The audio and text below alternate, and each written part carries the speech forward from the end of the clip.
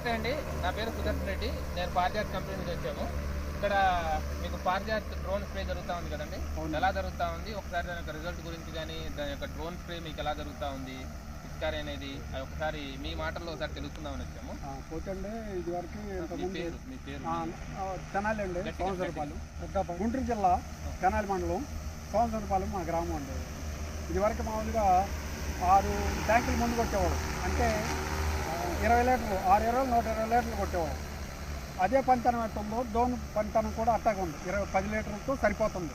10 లీటర్లతో మీకు సరిపోతుంది. ఇప్పుడు డ్రోన్లో మీరు ఏ మందులు వాడారండి? పారిజాతం కంపెనీ వాడేవాడి. పారిజాత కంపెనీది ఇప్పుడు మీరు వాడింది వచ్చేసి నోర్కోటి 3 రెండు కలిపి తెచ్చి వాడడం జరిగింది. ఇప్పుడు మీకేంటంటే ఇంతకుముందు 140 150 లీటర్ల నీళ్లు కొట్టేవాళ్ళు. మనిషి కావాలి, పోతానికి మనిషి కావాలి, కొట్టేవాడికి ఖర్చు ఇవన్నీ రిస్క్ అయ్యేది. మాకు ఇది సుఖంగా ఉంది, ఈజీగా ఉంది.